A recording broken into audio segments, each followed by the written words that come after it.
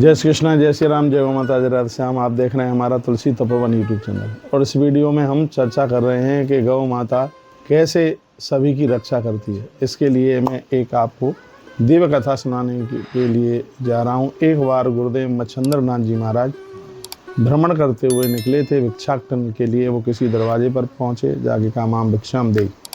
उस घर से एक युवती नारी भिक्षा लेकर के आई। महात्मा जी को भिक्षा तो डाल दी थी गुरु जी को, लेकिन वो बहुत ज़्यादा रोई। गुरुजी मच्छंद्र नाथ जी ने पूछा, बिटिया रो क्यों रहे हो? तो उसने कहा, गुरुजी मेरे कोई संतान नहीं है और मैं बड़ी दुखी हूँ, लोग मेरा बड़ा अपमान करते हैं। तो गुरुदेव ने उसी समय भस्म निकाल करके दी और कहा, बेटी इस भस्म को जल के साथ ले लेना और दुनिया में यश बढ़ाने वाली संतान, अद्भुत संतान जिसका दर्शन करके लोगों का कल्याण होगा, ऐसी संतान तुझे प्राप्त होगी।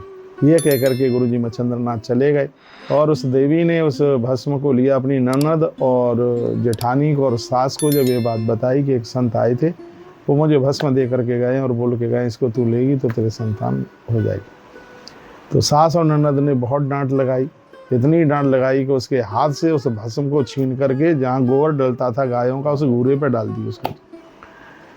समय चलता रहा। लगभग 15-16 साल के बाद में वही गुरुजी मच्छंद्र नाथ घूमते हुए फिर द्वारा से आए, उसी दरवाजे पर पहुंचे और जैसे ही दरवाजे पर पहुंचे आवाज़ लगाई तो वही स्त्री घर से अंदर से निकल करके आई। समय ज़्यादा हो गया था, वो गुरुजी को पहचान तो नहीं पाई, लेकिन गुरुदेव ने कहा था, बेटी 16 साल पहले मैंने तुझे कुछ प्रसाद दिया था, उससे बच्चे का पुत्र का जन्म हुआ होगा, वो बेटा कितना बड़ा हो गया है, एक बार उस बच्चे से तो मिला दे।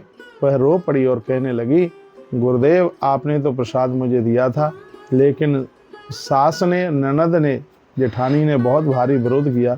मेरे हाथ से उस प्रसाद को, राख को छीन करके उन्होंने वो घूरे पर उसको फेंक दिया। तो मच्छंद्र नाथ गुरुजी ने कहा, कहाँ कौन सी जगह फेंका? तो वो स्त्री गुरुजी को लेकर के वहाँ तक पहुँची जहाँ ढेरी लगी थी गोबर की। तो गुरुदेव मच्छंद्र नाथ ने कहा कि मैंने प्रसाद दिया और उसमें से पुत्र ने जन्म नहीं लिया, ऐसा कैसे हो सकता है, ऐसा कैसे हो जाएगा? आवाज़ लगाई, वहीं खड़े होकर के आवाज़ लगाई गुरुदेव मच्छंद्र नाथ ने, कहा बेटा, गोबर के नीचे से अंदर से आवाज़ आई, गुरुजी गुरुजी। गोबर को उठाया, नीचे से एक जीवित बच्चे को बाहर निकाला।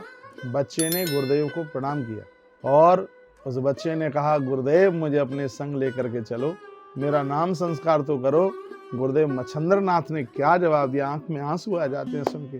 गुरुदेव मच्छंद्र नाथ ने कहा, पुत्र 16 वर्ष तक तेरी रक्षा गौ माता ने की है, तुझे गौ माता ने रखा है, तुझे गौ माता ने ही बचाया है, इसलिए इस दुनिया में लोग तुझे गोरख के नाम से जानेंगे।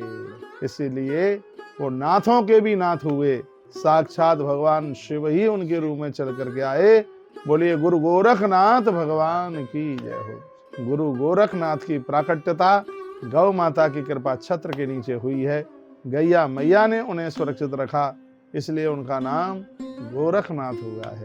तो ऐसी माता गैया, गौ माता, इनकी शरण में आप आओगे तो सिर्फ आपकी ही रक्षा नहीं करेगी, आपके पूरे खानदान, आपके पूरे परिवार की रक्षा करेगी। ऐसा नियम बनाइए, प्रत्येक घर से एक मुट्ठी दाना प्रत्येक दिन गौ माता के पेट में जावे।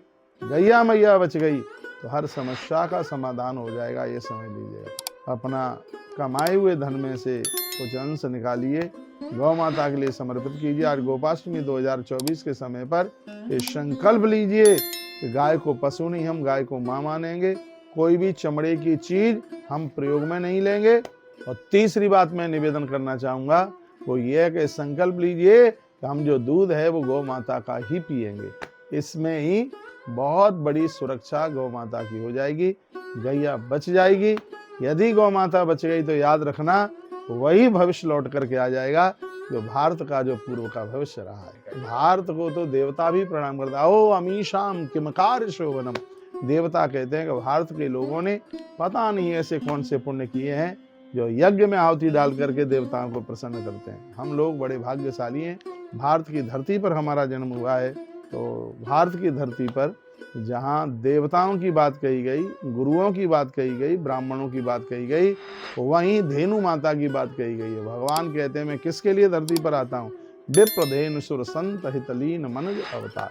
जहाँ 4 के लिए बात कही है उसमें गौ माता का भी नाम आता है।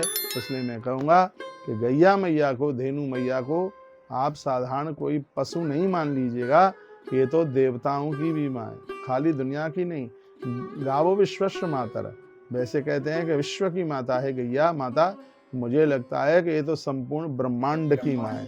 ऐसी जननी को वंदन हो, ऐसी जननी को प्रणाम हो। बहुत बहुत धन्यवाद। वीडियो को आगे जरूर भेजिए, जिससे आज गोपाष्टमी के समय पर लोग इससे लाभान्वित हो सकें। अन्नदानम गवाम त्रासो वैष्णवो शैषम कथा। वैष्णव लोगों की पहचान है, रोज सत्संग करें और महापुरुषों का संग करें, अन्न का दान करें और गौ माता को गोग्रास दें। ये वैष्णवों के प्रमुख लक्षण है, ये भक्तों के ये प्रमुख लक्षण है। ऐसा जरूर कीजिएगा। बहुत बहुत धन्यवाद। इन्हीं शब्दों के साथ वाणी को विराम, आप सबको प्रणाम। जय श्री कृष्णा, जय श्री राम, जय गौ माता, जय राधे श्याम। हर हर महादेव, घर घर महादेव।